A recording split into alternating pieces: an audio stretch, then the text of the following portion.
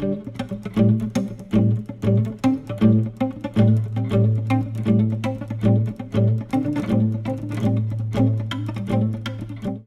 favor, abram as vossas Bíblias em Atos dos Apóstolos, capítulo de número 2, versículo de número 39. Atos dos Apóstolos, capítulo de número 2, versículo de número 39. Nós vamos ler o texto, aproveitando que os irmãos estão em pé, e depois nós faremos nossos agradecimentos aqui. Atos 2, 39. Os irmãos acharam? Pode dizer amém? Amém. Porque a promessa vos diz respeito a vós, a vossos filhos e a todos os que estão longe, a tantos quantos Deus, nosso Senhor, chamar. Amém.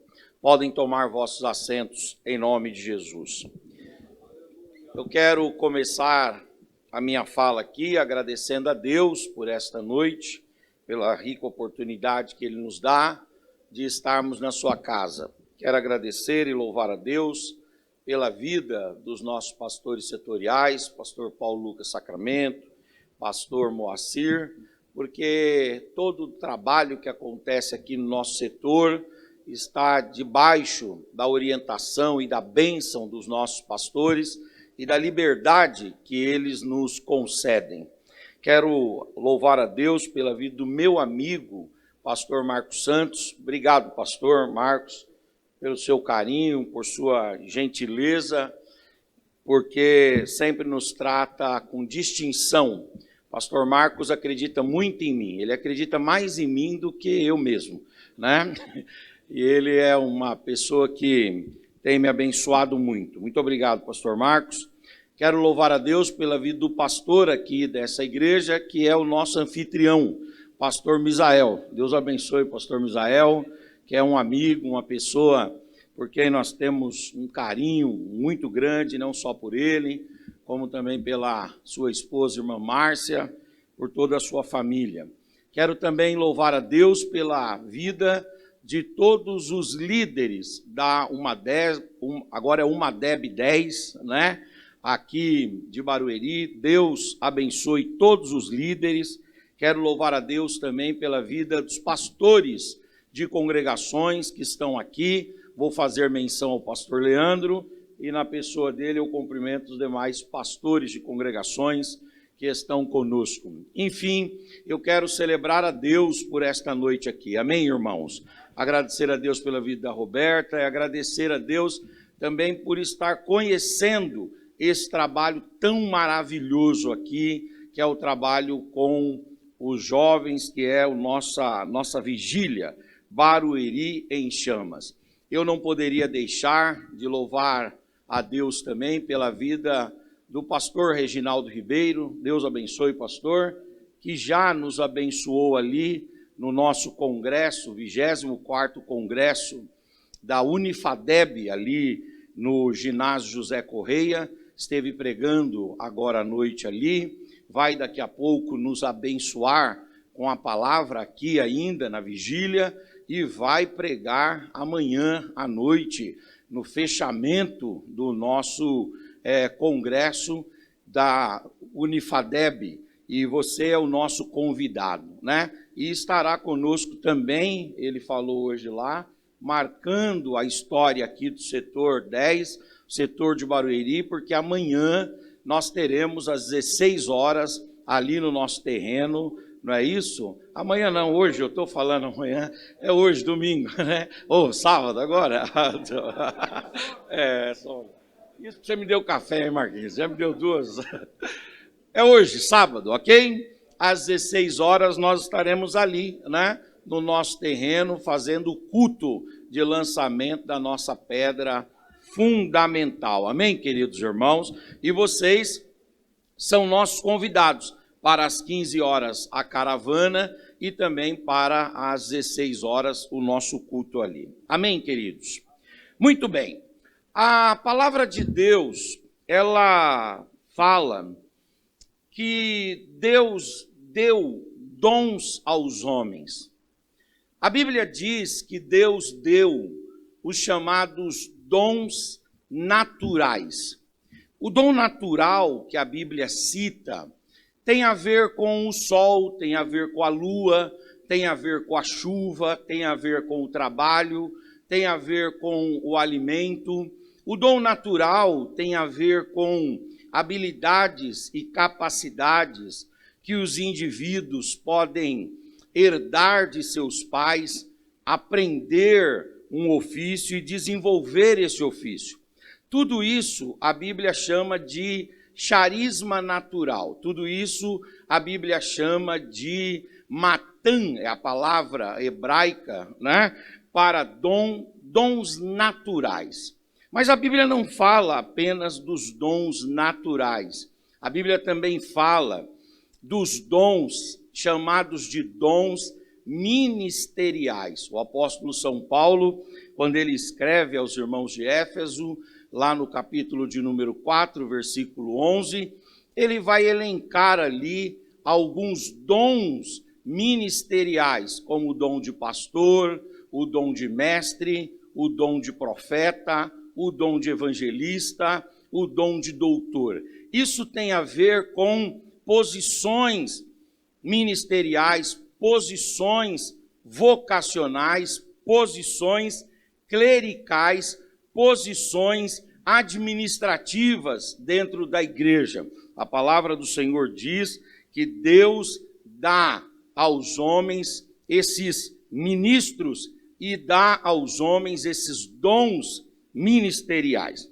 Mas a Bíblia também diz que Deus dá aos homens os dons, terceiro tipo de dom, os dons de serviço. Paulo fala que são aqueles dons de ensinar, aqueles dons de presidir, aqueles dons de servir, ou os dons que têm a ver com a filantropia, com a beneficência, os dons de serviços e colocar à disposição das pessoas os donativos, as propriedades, as riquezas, compartilhando de fato e de verdade o pão. Mas a Bíblia ainda, além do dom natural, além do dom ministerial e além do dom de serviço, a Bíblia vai falar de um quarto tipo de dom, que são os dons espirituais.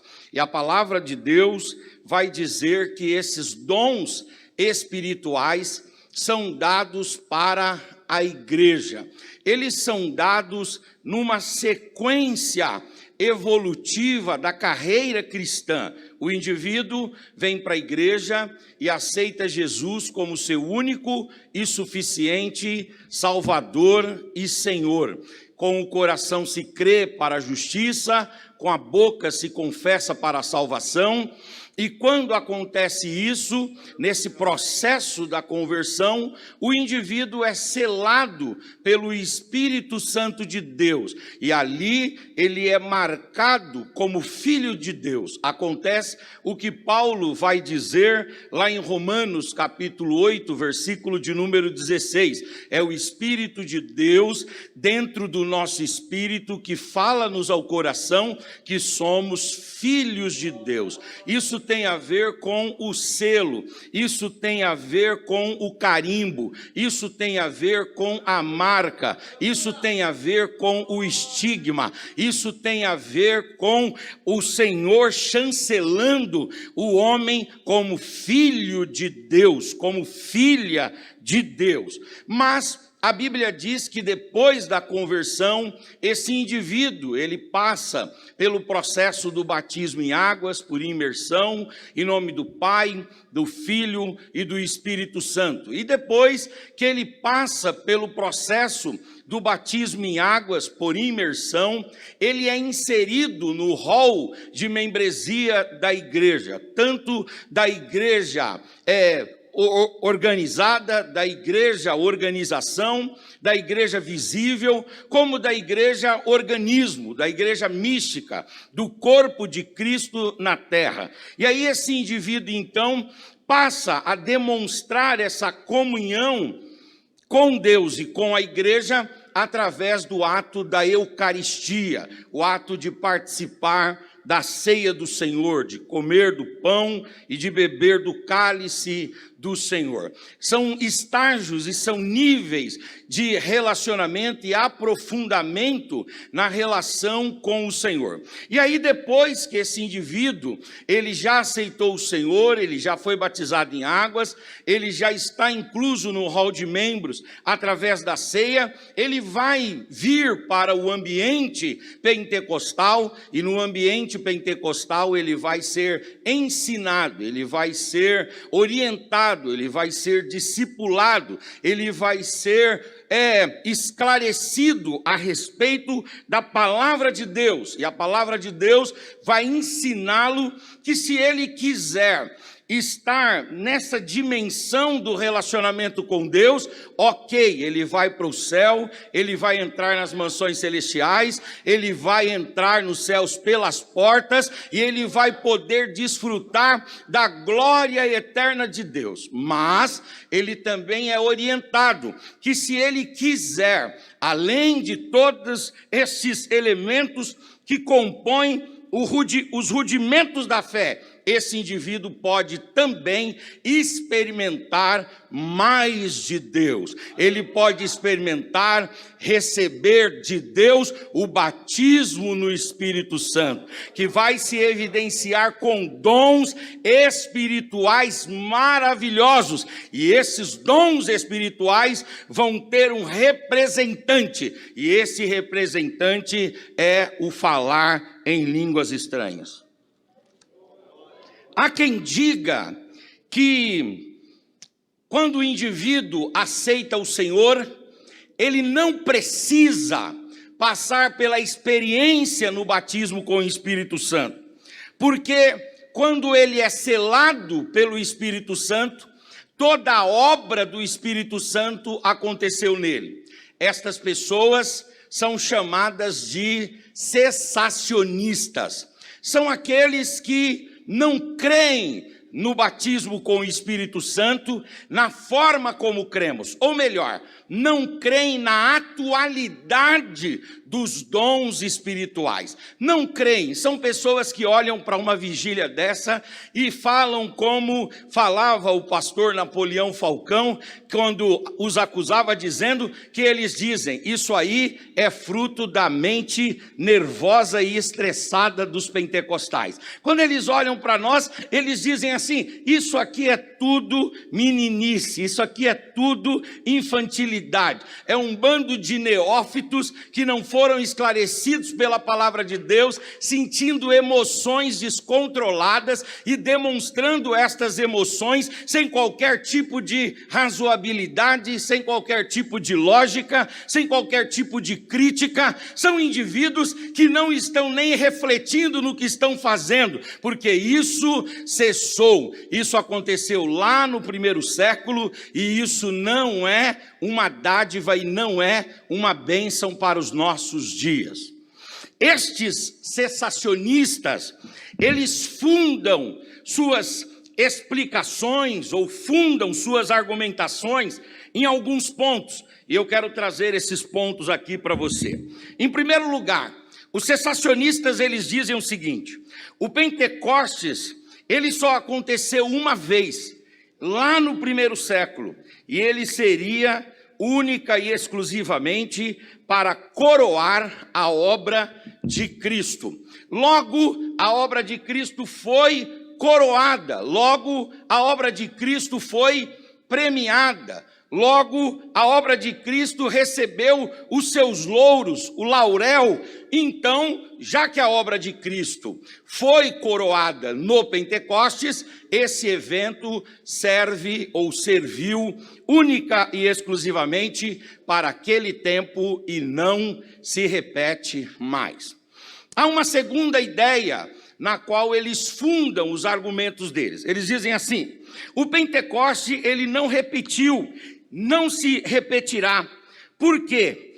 O Pentecoste serviu para validar o ministério dos apóstolos, ou seja, aquilo é apenas para a igreja apostólica, aquele poder, aqueles dons, aquelas línguas, aquele mover, aquela unção, aquela graça, aquele derramar de Deus é apenas para o primeiro século e só para os apóstolos. Aliás, nós somos uma igreja apostólica, nós somos uma igreja fundada nos firmamentos, nos alicerces, nós estamos alicerçados nos ensinamentos apostólicos, mas eles dizem que nós não estaríamos copiando, ou melhor, compreendendo os apóstolos, porque algumas coisas tornam os apóstolos exclusivos, os apóstolos singulares, distintos. E aí, uma destas coisas foi exatamente o Pentecostes, por isso que ele não se repetiu e ele não se repetirá, porque era apenas para o tempo dos apóstolos. Uma terceira argumentação é a seguinte: o Pentecostes seria apenas para marcar milagres de um início de uma era. É muito interessante esse argumento, porque diz o seguinte: todas as vezes que Deus vai começar alguma coisa, Deus começa com milagres. Por exemplo, quando Deus começou a nação de Israel, tirando Israel do Egito e colocando no deserto, no período do Êxodo, muitos milagres. Quando Deus, por exemplo, iniciou a monarquia em Israel, um período de muitos milagres. Davi já entra no cenário, rasgando o leão, matando o urso, matando Golias, um período de muitos milagres. Por exemplo, o período da escola dos profetas, ou início dos profetas, ou do ministério profético, quando Deus iniciou o ministério profético com Elias e com Eliseu, muitos milagres. Então, eles dizem o seguinte: o Pentecostes seria para marcar o novo tempo, um tempo de milagres. E aí Deus só operou isso lá no passado. Por quê? Porque só lá, que era o começo da igreja, que era o início desse novo tempo, Deus se preocupou em manifestar milagres. Um outro argumento: os apóstolos, e apenas eles faziam milagres.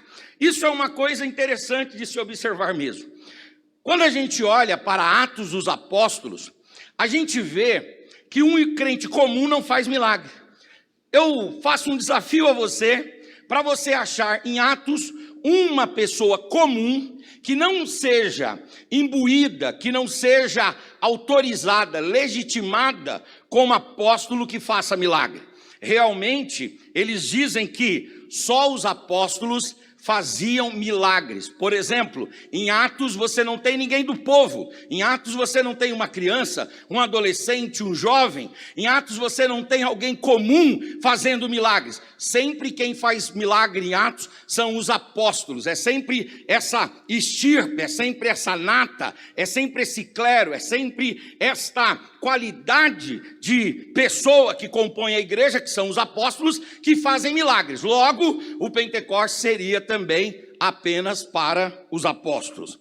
Eles vão dizer o seguinte: a história da igreja não registra nos seus 2000 anos eventos como esse que nós estamos vendo aqui essa noite. Então isso aqui seria uma inovação hermenêutica, seria uma inovação teológica. Por quê? Porque a história da igreja, ela passa sem que sejam narrados encontros como estes aqui, em que as pessoas falaram em línguas, que as pessoas manifestaram os dons, e que os dons realmente foram evidenciados através de línguas ou de outros dons. Então eles dizem, a história da igreja não registra esse fenômeno. Assim, eles concluem, os dons espirituais, eles existiram apenas para o primeiro século, apenas para a igreja apostólica. Isso não é para nós. Mas eu venho aqui esta noite dizer que nós, irmãos, nós não somos cessacionistas, nós somos continuistas. Por que isso? Porque nós acreditamos nos dons espirituais. E mais do que isso, nós acreditamos na atualidade dos dons espirituais. Nós cremos que isso tem a ver com cada um de nós.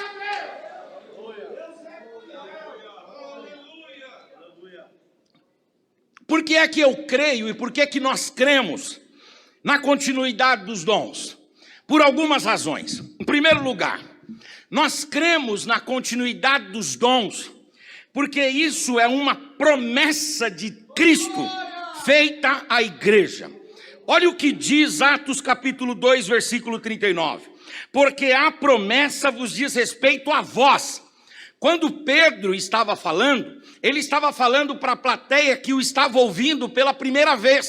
Os primeiros destinatários daquela mensagem. Ele diz assim, essa promessa da descida do Espírito Santo, de dons maravilhosos espirituais, do falar em línguas, da glossolalia, da xenolalia, da interpretação de línguas, do dom de cura, do dom de profecia, do dom de ciência, do dom da fé, do dom de maravilhas. Pedro diz, isso diz respeito a vós, aquela geração que está ali. Mas ele continua dizendo, e diz respeito também a vossos filhos, ou seja, a geração futura daquela plateia também receberia o poder, a apoteose, a graça, a glória, a unção e o derramar do Espírito Santo de Deus.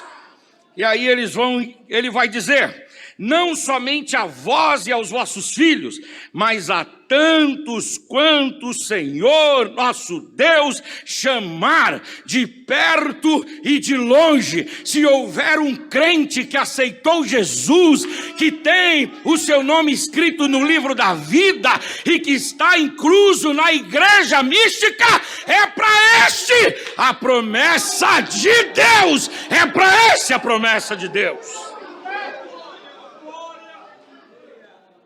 Fala para o seu irmão, eu sou continuista, eu creio na atualidade dos dons, porque eu estou debaixo de uma promessa.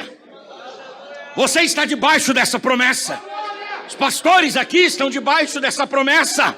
Há uma palavra de Deus infalível, indestrutível, aleluias, irrevogável. Aleluias, há uma palavra de Deus que permanece e que se sustenta como promessa de Deus para nós. Levante a sua mão por gentileza. Levante a sua face por gentileza. Levante a sua voz por gentileza. Abra a sua boca e dê uma palavra de adoração ao Senhor.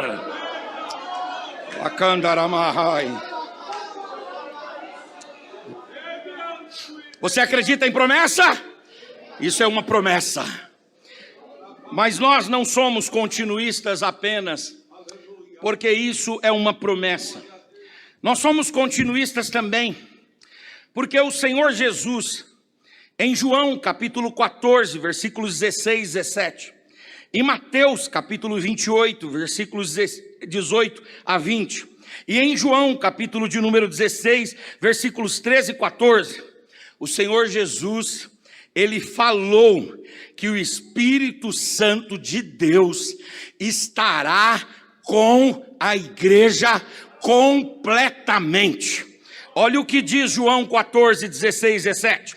E eu rogarei ao Pai, e Ele vos dará outro Consolador, para que fique convosco para sempre, e o Espírito da verdade, que o mundo não pode receber, porque não o vê e não o conhece, mas vós o conheceis, porque habita convosco e estará em vós. Olha o que diz Mateus capítulo 28, 18 a 20. E chegando-se Jesus falou-lhes dizendo, me é dado todo o poder no céu e na terra. Portanto, ide, fazei discípulos de todas as nações, batizando-os em nome do Pai, do Filho e do Espírito Santo, ensinando-os a guardar todas as coisas que eu vos tenho mandado. E eis que eu estarei convosco todos os dias, até a consumação dos séculos. Amém. Olha o que diz João capítulo 16, versículos 13 e 14. Mas quando vier aquele Espírito de verdade, ele vos guiará em toda a verdade, porque não falará de si mesmo, mas dirá tudo o que de mim tiver ouvido, e ele vos anunciará o que há de vir, e ele me glorificará, porque há de receber do que é meu, e tudo o que ele recebeu que é meu, ele vos há de anunciar. Nós somos continuistas, por quê? Porque o Espírito Santo de Deus está sobre a igreja, o Espírito Santo está sobre cada crente, o Espírito Santo está sobre nós, e o Espírito Santo está sobre nós de forma completa, o Espírito Santo está sobre nós de forma total. Aqui tem um aspecto doutrinário muito interessante. Por que que nós estudamos o Espírito Santo como Deus na pneumatologia? E nós estudamos o Espírito Santo como Deus partindo da premissa que o Espírito Santo é onipresente. Porque o Espírito Santo está no Senhor, pastor Renato. Mas ele não está uma parte no Senhor e uma parte em mim. Ele está completo no Senhor e completo em mim. A onipresença não permite o Espírito Santo ser dividido. Ele está aí em ti na totalidade. E ele está aqui em mim na totalidade. Eu não posso rasgar o Espírito Santo. Eu não posso dilacerar o Espírito Santo. Eu não posso mutilar o Espírito Santo. Eu não posso dizer, o Espírito está na igreja só para trazer um aspecto dos seus talentos, mas não está para trazer outros. Não, se o Espírito está em nós e cremos pela palavra que Ele está em nós, então Ele traz a nós tudo o que o Espírito Santo pode trazer. Ele traz poder, Ele traz unção, Ele traz glória, Ele traz dons maravilhosos. Ele traz tudo o que o Espírito Santo pode trazer para nós.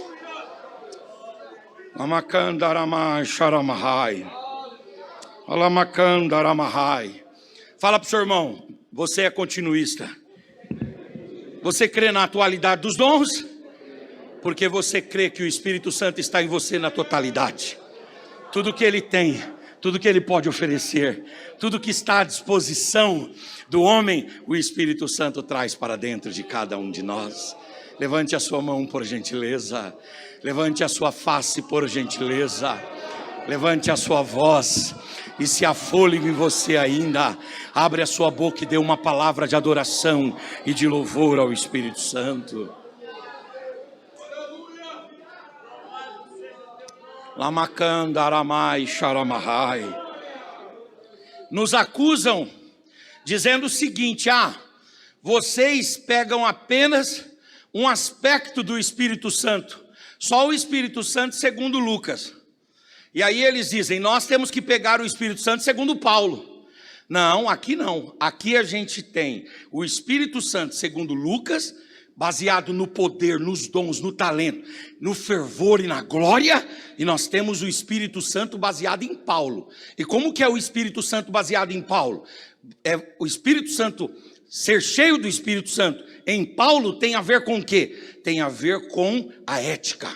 Nós tanto somos éticos, como somos também canelas de fogo, que falamos em línguas e que damos glória a Deus e aleluia. Uma coisa não exclui outra. A gente não é porque a gente busca o poder de Deus que a gente negligencia a santidade.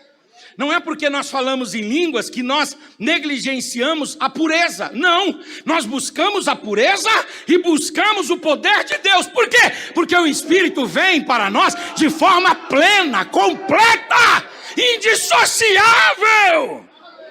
Ele está em nós de forma completa. Levante a sua mão, levante a sua face, levante a sua voz, abra a sua boca e dê uma palavra de adoração ao Senhor.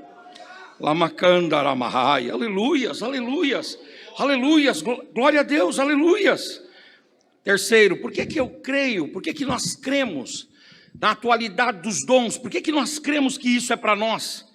Porque em Joel, capítulo de número 2, versículos 28 e 29, diz que no final dos tempos haveria um derramar apoteótico do Espírito Santo de Deus. E há de ser que depois depois de muitos dias, lá nos finais dos tempos, eu derramarei do meu espírito sobre toda a carne.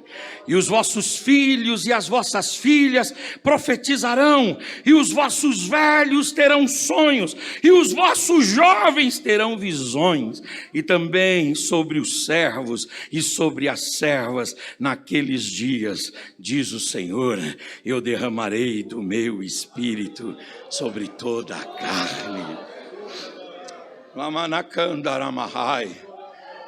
Nós estamos vivendo o tempo do fim, sim ou não? A guerra está aí, não é? E o rumor de guerra está aí, e os tufões estão aí, e os maremotos estão aí, e os terremotos estão aí, e os falsos profetas estão aí, e muitos cristos estão aí. Todo o contexto do final dos tempos, descrito por Jesus nos sermões escatológicos, esses contextos, eles se enquadram no nosso tempo. O nosso tempo é o tempo do fim. Esta é a última hora.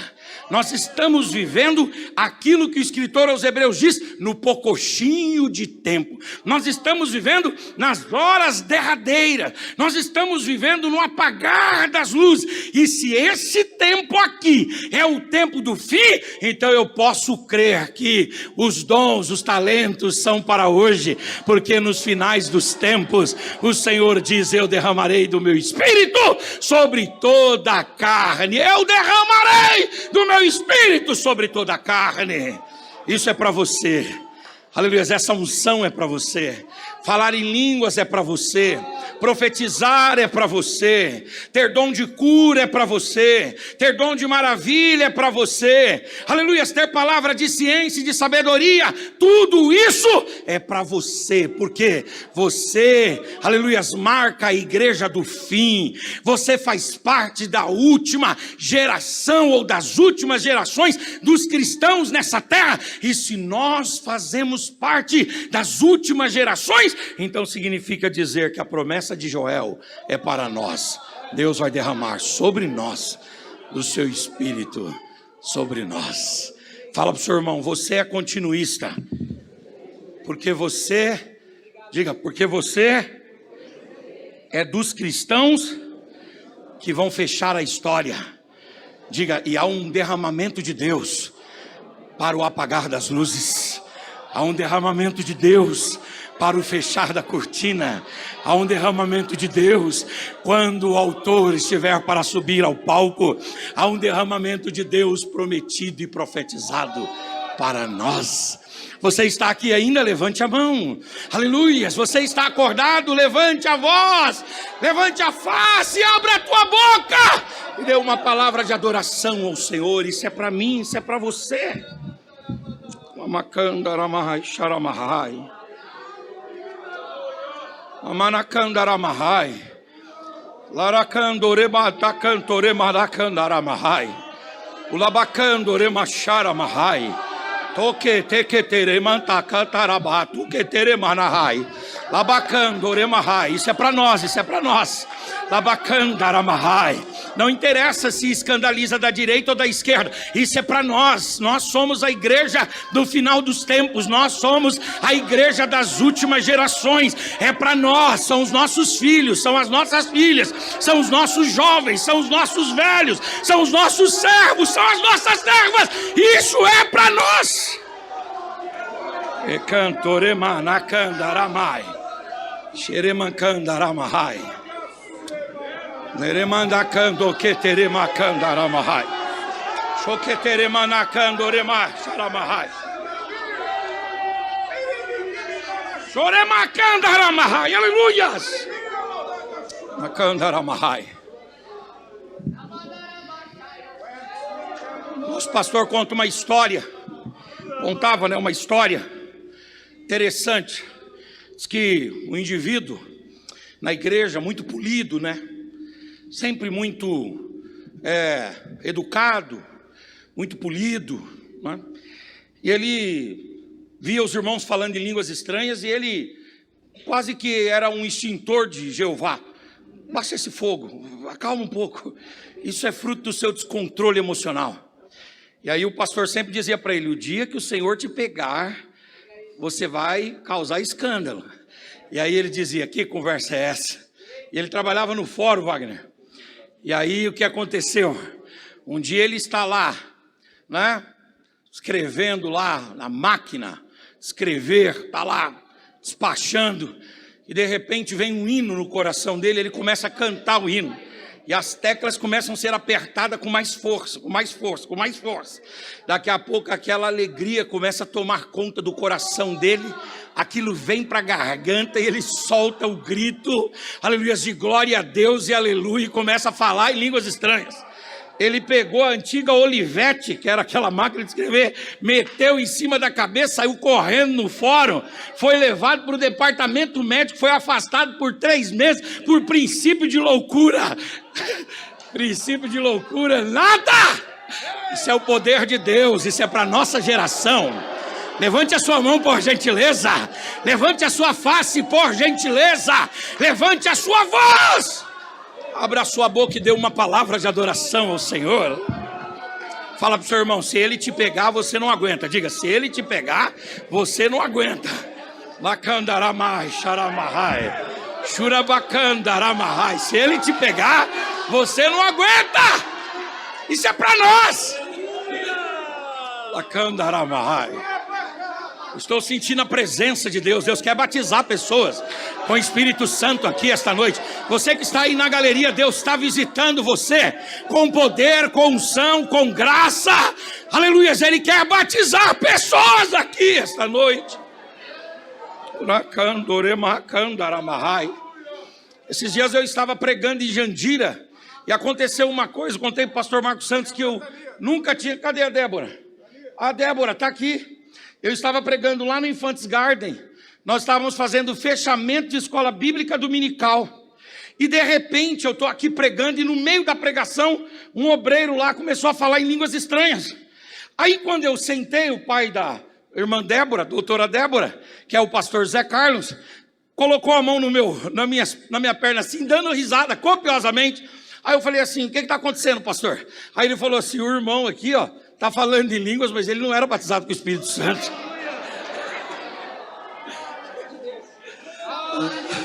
Fala para o seu irmão aí, nós somos essa geração, diga, nós somos essa geração, geração do poder de forma torrencial, geração da unção, da graça e da glória. Levante essa mão para os céus, levante a face, levante a voz, aleluia, enche essa casa de glória, enche essa casa de glória.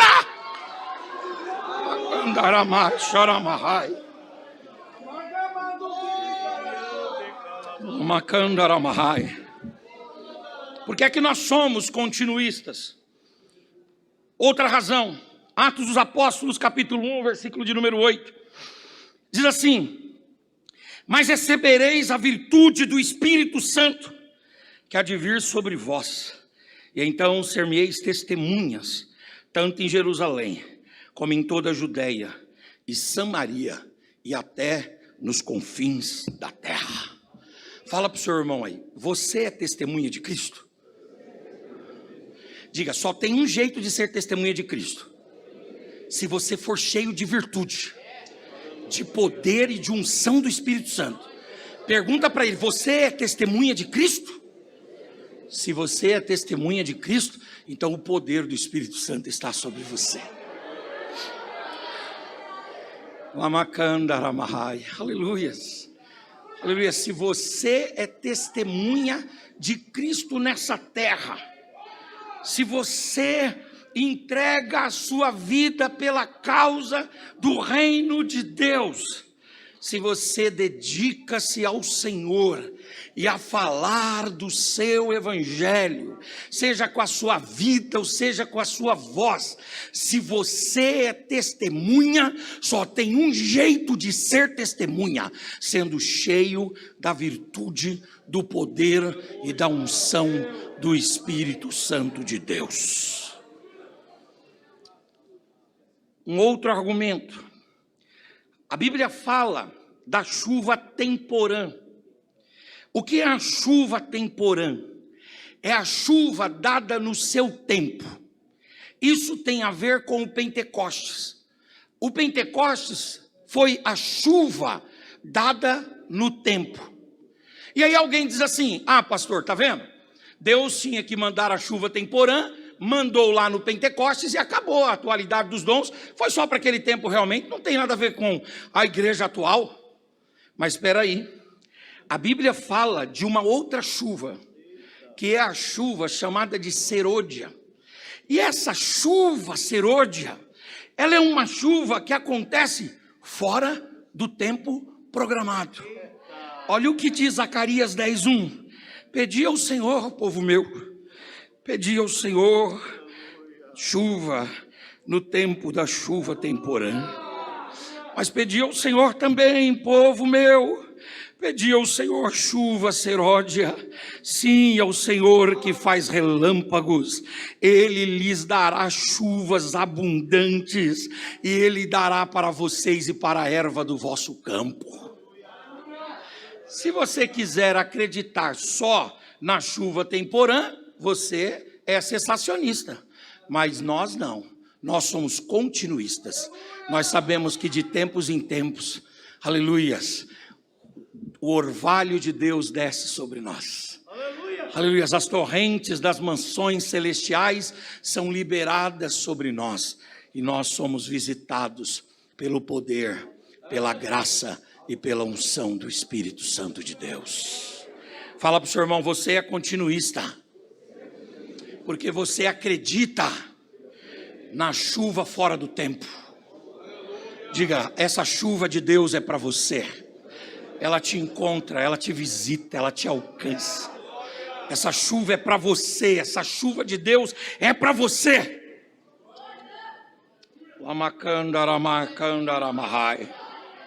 Como que o Espírito Santo era dado no Antigo Testamento? A conta gotas. O indivíduo, para ser cheio, o outro tinha que estar vazio.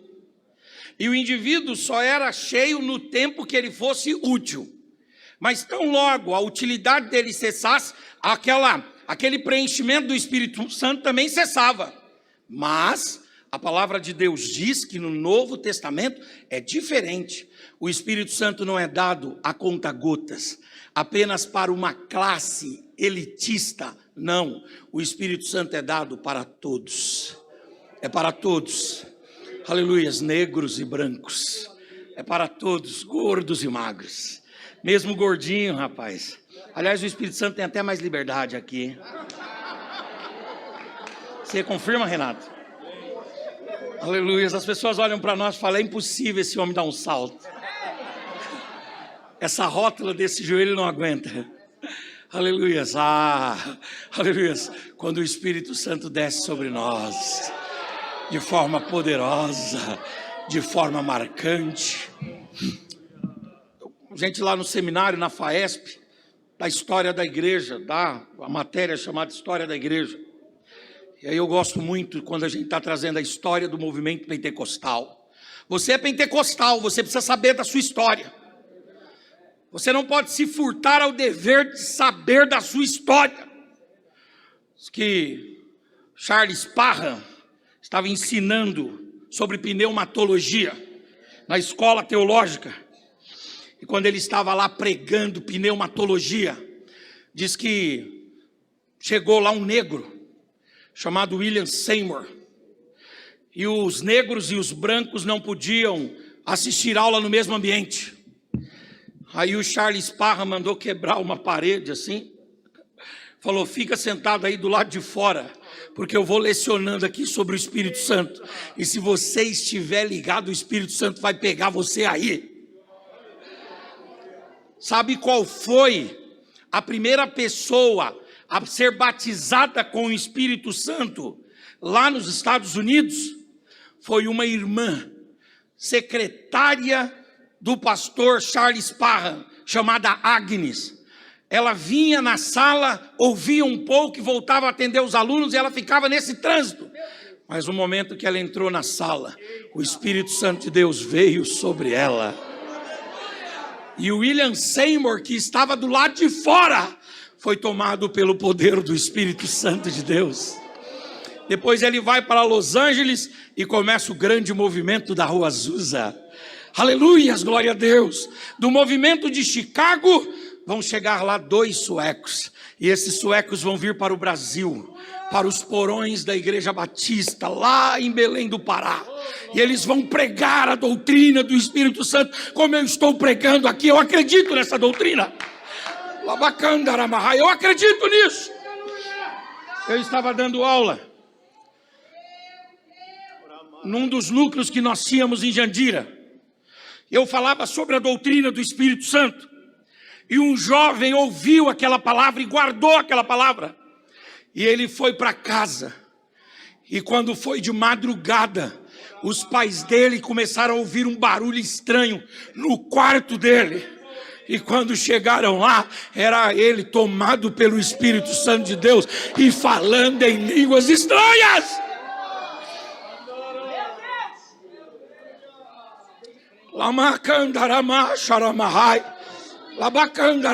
Aleluias. A irmã, aleluias, as irmãs, os irmãos ouviram a mensagem de Daniel Berg e Gunnar Wing. Celina Albuquerque foi para casa. Quando ela está em casa, o Espírito Santo de Deus a toma, e ela é batizada com o Espírito Santo de Deus. Ela vai visitar uma irmã chamada Maria de Nazaré, e quando ela dá um abraço na irmã Maria de Nazaré, a irmã Maria é tomada pelo Espírito Santo. A Daniel Berg e Gunnar Wing são excluídos da igreja, fundam as Assembleias de Deus, e esse fogo, essa tocha olímpica está acesa até hoje. Está acesa aqui? Está acesa aí? Está acesa aí mesmo, na galeria, está acesa também? O que é isso? Isso é a chuva serôdia que cai sobre nós em tempo e em fora de tempo. E aí, por último, eu quero terminar dizendo, por que é que nós somos continuistas? Porque o último dom que vai prevalecer é o amor. O último dom que vai prevalecer é o amor. 1 Coríntios 13:13. Agora, pois, permanecem a fé, a esperança e o amor. Desses 3, o maior deles é o amor. O amor vai adentrar conosco para as mansões celestiais, mas todos os outros dons vão nos acompanhar até a porta. E esse dom também, de falar em línguas e receber poder do Espírito Santo de Deus, é para nós, hoje, agora e até o momento do ressoar da trombeta. Fala para o seu irmão, diga para ele, o único dom que você vai levar desse mundo para o céu é o amor, diga, é o amor. Diga, mas todos os outros você poderá usar até a última fagulha de vida, até o último segundo da sua história. É possível que você morra e enquanto a morte estiver vindo buscar você, você esteja falando em línguas estranhas. Labacandaramahai. Por que eu creio? Em último lugar, por causa da minha própria experiência. Eu estou vendo aqui o meu amigo pastor Marcos, meu amigão lá do Avamento da Fé.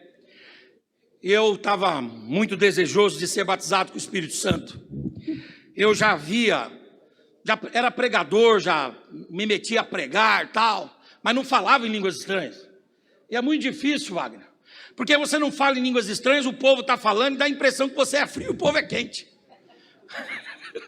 Dá a impressão que você não é ungido e o povo é ungido. E eu queria muito falar em línguas. E aí eu comecei a buscar. Aí teve um irmão que falou assim, meu filho, você tem que procurar um pastor fulano de tal, que a hora que ele ora é batismo na certa. Igual falaram esses dias, busca um pastor fulano de tal, que a hora que ele ora emagrece na certa. Eu vou buscar esse homem aí. Falaram que quando ele ora, você afina na hora. Eu falei, bom, estou esperando ele passar por aqui. Aí me disseram, você procura esse homem. Aí eu comecei a procurá-lo, achei onde ele ia estar, fui lá. Quando eu cheguei lá, ele pregou, falou, vem aqui na frente. Eu vim à frente, ele colocou o microfone na minha boca e começou. Repete comigo, na minha orelha ele. Te canta labaci, eu te canta labaci. Aí ele, fala mais forte, te canta, labaci, te canta. Como se fosse um carro a manivela. Como se fosse um carro a fricção. Não pegou? Aí eu fui numa outra igreja, o outro irmão falou, dobra o joelho aí e fica falando glória, glória, glória. Eu perdi a minha voz. Glória, glória, glória, glória. Glória, glória, glória, glória. Aí o irmão disse para mim, vamos no monte. Porque o dia que você for no monte João 23, aí vai ser diferente, vai ser especial. Por quê? Porque lá você vai ver os gravetos pegando fogo. E quando você pegar no graveto pegando fogo, meu irmão, vai queimar sua mão, vai queimar sua alma, queimar sua mente, queimar seu coração, vai ser um incêndio total, uma incineração de Deus. Eu falei, bom, vamos ver. Não, o que aconteceu? Eu fui no monte, me perdi do pessoal e entrei no meio dos umbandistas. Foi um escândalo. Fiquei com medo, desci e fui embora para casa. Estava desanimado em casa, era uma sexta-feira. A minha irmã Madalena me liga. Minha irmã Madalena é uma pastora para mim. Ela sempre vem quando eu estou passando por algum aperto. Deus fala com ela, ela liga para mim. Ela veio. Ligou para mim e disse assim, hoje você vai comigo lá no Avivamento da Fé. Lá no Pastor Dejair. Eu falei, eu? Novo Osasco 700. Aí eu disse, vou aonde? Ela falou, vai ser uma vigília. Aí eu falei, vou nada. Aí ela disse, você vai sim, senhor. E eu entrei no ônibus e eu fui. Eu não estava com vontade de ir. Eu preciso ser muito sincero, eu estava com vontade naquele dia de dar uns beijos. Sério. Tem gente assim aqui? Não, varão, não. Nesse fogo que estava aqui, não é possível, não. Sem brincadeira, eu já estava dando uma olhada assim numa irmã. Falei, hoje eu vou dar uns beijos aqui nessa vigília. Ninguém me segura. Onde é o estacionamento? Eu não vi a hora de acabar. A minha irmã pegou, experiente, né? Pegou o lance, ela percebeu. Aí o que ela fez? Falou, você não vai sair de perto de mim não, você vai ficar perto de mim, rapaz. Aí eu não sei, pastor Marcos, quem foi o pastor, mas eu sei que ele subiu no púlpito e ele disse assim, um senhor, a igreja estava assim, ó, tranquila. E ele disse assim, Deus falou comigo que vai batizar jovens com o Espírito Santo aqui esta noite. E aí eu falei, eu não vou não. Faz tempo que eu tento e Deus não me batiza, eu não vou. Isso não é para mim. Não é uma experiência da qual Deus quer que eu participe. Isso não é para mim. A minha irmã meio que me pegou no colarinho e falou, você vai sim. Veio comigo perto do altar e me jogou no chão lá no altar. Ela colocou a mão sobre o meu ombro e disse assim, fica aqui. Se você não quiser orar, fica quieto e deixa Deus trabalhar. E eu fechei os meus olhos, fechei a minha boca. Daqui a pouco aquele senhor, que eu não sei o nome dele, colocou a mão na minha cabeça e disse assim, assim diz o Senhor para você, jovem. Ele tem visto o quanto você quer receber do derramar do Espírito Santo sobre a sua vida.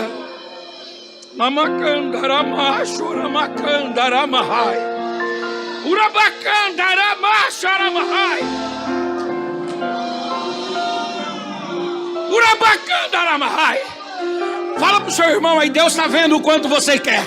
Diga, Deus está vendo o quanto você está buscando. Deus está vendo o quanto você está desejoso.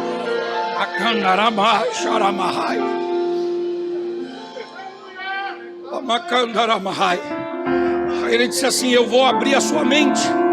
Eu vou trazer a minha palavra para a sua mente, para o meu coração. Eu vou dar um ministério de ensino da minha palavra para você. E como prova disso, eu estou te batizando agora. Eu comecei a falar em línguas estranhas.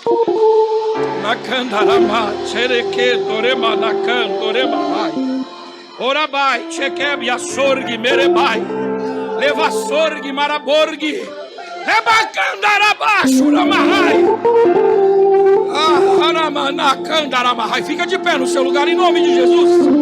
Urabacandorema Sharamahai.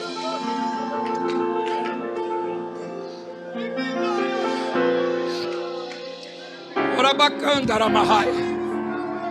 Eu comecei a falar em línguas estranhas. Eu fiquei falando em línguas estranhas ali no pé do altar a noite toda. De manhã minha irmã me levou. Eu entrei no ônibus e eu falei em línguas estranhas no ônibus. Eu fui pregar em Indaiatuba naquele dia. E quando eu desci do ônibus, o pastor que veio nos pegar, ele era bem exagerado, ele falou assim: "A paz do Senhor, profeta!" Quando ele falou isso, parecia abrir uma torneira. Eu comecei a falar em línguas estranhas, descendo do ônibus. Aí a minha irmã falou para ele assim, ele foi batizado. Aí o pastor falou: "Eu já tenho um quarto aqui para quem é queimado." Me jogou dentro do quarto, eu fiquei falando em línguas o dia todo. Quando eu fui pregar, eu preguei em línguas o tempo todo. Os irmãos não entenderam nada. Ninguém entendeu nada. Ainda bem que Deus fala pelo pregador, e apesar do pregador,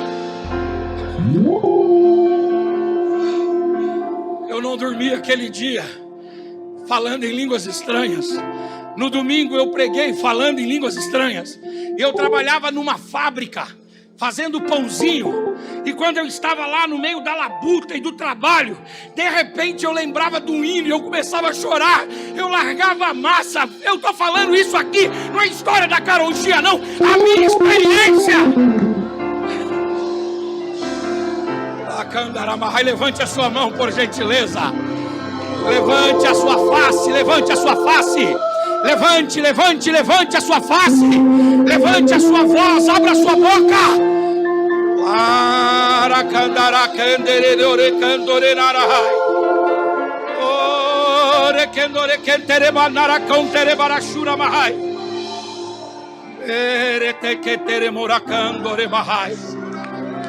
Arabandore macantore bechere maracandore mahai. Acandaraba choquetere mahai. Há uma glória de Deus sobre nós aqui esta noite. Aleluia, há uma apoteose da glória de Deus. Eu estou dizendo para você: se você quiser ficar fora, você fica. Mas se você quiser entrar, aleluias, a graça e a glória de Deus estão disponíveis para nós aqui esta noite.